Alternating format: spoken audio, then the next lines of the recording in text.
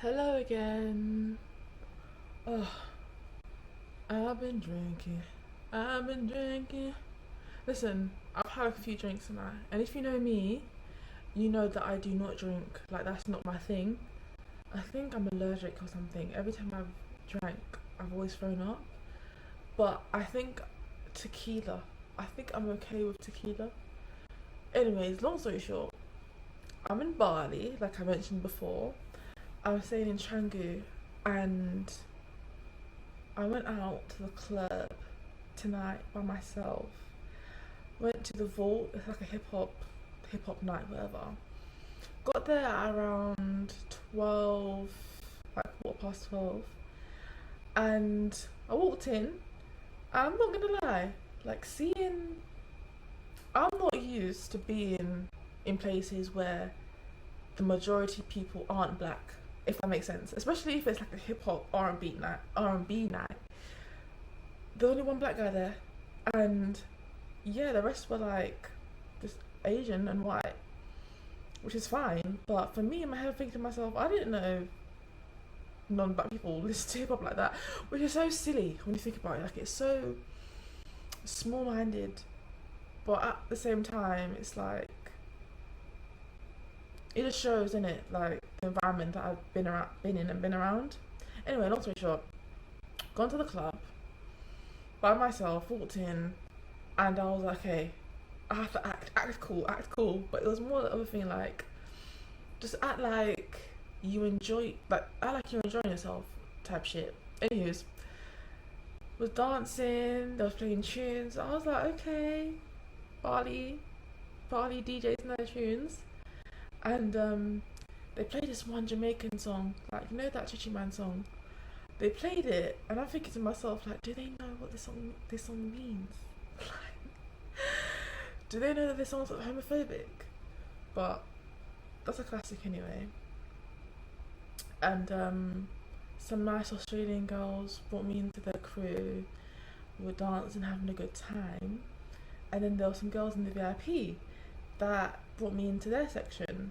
And at first, I rejected their offer because they offered me like a tequila shot, and I rejected it because I was like, I didn't want to drink. I didn't want to drink tonight. But then they offered it to me again, and I was like, you know what? I could do with a sit down. You know, in the VIP section they have seats and whatnot, yeah. And the drinks were just flowing. They had Don Julio. What's that drink called? There's tequila in that bottle. Azul. I never had that one because I was just like, you know what? Like, I was really adamant in my not drinking, but every time they'll pass me a shot, I was like, okay, don't be a Debbie Downer. Do you know what I mean? Long story long, I really enjoyed myself. There was a girl there that was from France, and we discovered that we went to Beyonce on the same day. It's crazy. That's such a coincidence. And it was the owner that invited me into her section. She was Balinese, I think, and she's just a boss. Like, it was her club, and you could just tell, like, she was about her business. Very inspiring, to be honest. DJs were playing tunes, doing a little bit of karaoke, and they said to me that I'm pretty. That's what the other Australian girl said to me as well. She was like, "Yeah, very pretty." And I was thinking to myself, is this pretty privilege? Is this pretty privilege, or did they just see that I was by myself and wanted to make me feel like welcome? Either way, I loved it, enjoyed myself. These are the moments that make me just grateful for life and make me like not want to leave. I don't want to leave this place. I love it here, and I just love the night. I love that I was with the girls, and I realised that I really have a strong aversion to men, which is not good. It's not good. Like, I just didn't want to interact with them, and I haven't really been around like not different ethnicities. Also, I've been around different ethnicities, but like different ethnicities from different countries. It's just like I have no desire to even get to know or study. Like, I'm a very curious person. Like, I have no desire to even get to know them. But my Australians, my French Polynesian, my Balinesians, listen, I love you guys. Thank you so much. But that's not what I came here to say. I came here to talk about what it feels like to feel rich. But that's how I felt tonight. I just felt very rich and abundant, you know. And it didn't even cost me any money. It didn't cost me any money. It just made me realize that like wealth, it isn't a financial thing. It actually is a mindset. Like you hear people say that wealth is a mindset, or it's like it's a frequency, and I didn't really understand it at first. So I was just like, well, tell that to my bank account. Do you know what I mean? But like, no, wealth, funny enough, isn't the presence of things. It's not the accumulation of things. Wealth to me anyway is the absence of things. It's the absence of bad health. It's the absence of stress, the absence of worry, the absence of like obviously hunger. That's a big one. The absence of unstable accommodation, the absence of restriction and limitation, and just like poverty. I never would have thought that living in London compared to staying here in Bali, I would feel more abundant and more wealthy here. Like I know that the pound is strong, conversion rates, whatnot, but it's not even about that. It's like the weather, the day-to-day interactions that you have with people, like just the general politeness and kindness makes me feel abundant. You don't get that in London. Well, you do. It's not to say that I haven't had it, I have, but it's not like the norm. Do you know what I mean? And going back to what I was saying about wealth, it really is just about like having deep, enriching relationships that feel fulfilling and loving, obviously, and the ability just to be oneself and to experience oneself without this external like mandate, you know, without having to feel like you always having to be in service to someone else or something else. The system, no. I don't even want to get too much into the escaping matrix part, but I really do feel wealthy here, and I want to keep that frequency from when I do go back home, just to keep everything clean and light, and in a way, live my life in a way where pleasure is coming first, and the ability to be myself comes first.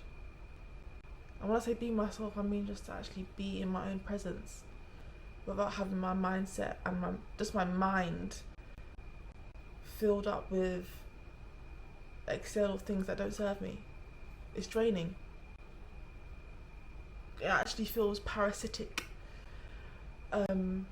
It's draining of my energy, and yeah, it makes sense why it would feel like it's draining me financially. Yeah. But thank you, Bali, for this experience. And I look forward to going back home and just prioritizing what is most important to me, which is obviously my health, my family, my friends, and my day-to-day experiences, like learning new things and developing a better relationship with myself. Being here by myself, solo, I've really got to just sit in my own presence and realise that my behaviour, there's so much tied into my behaviour that doesn't serve me. Like being self-critical, the shaming, the self-shaming, what else? The self-restriction. It doesn't serve me. And I think it comes from where could that even come from? I guess it's a form of self-regulation, but I'm hearing the words trust. Like I have a lack of trust in myself. So I kind of like subscribe to these like low vibrational behaviors. And it just results me in like consuming things, consuming material things that don't enrich my life, don't enhance my experience of life. It's just there to like indicate things to whoever's watching.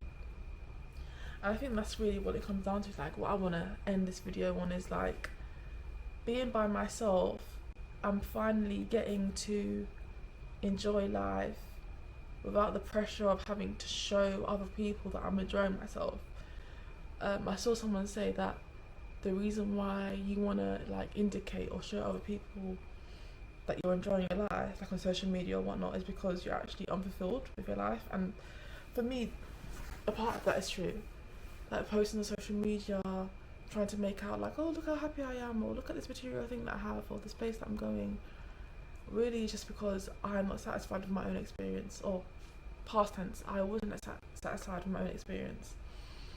Whereas now, where I feel like I'm by myself, I don't have anyone watching, I can actually enjoy my life for myself and escape the pressures and the sort of code of conduct of behaviour around like trying to make out that I'm here and I'm enjoying myself, and like trying to make people feel envious or jealous of what I'm doing. I've completely let that go now, and I just want to live my life for me and make sure that I'm having the best experience possible for myself. And yeah, that's about it really. This was just a little tipsy rant. I can feel myself sobering up now, but I have a surf lesson tomorrow. Well, actually today, in a few hours. So I'm gonna get some sleep and I'll speak to you soon. Bye bye.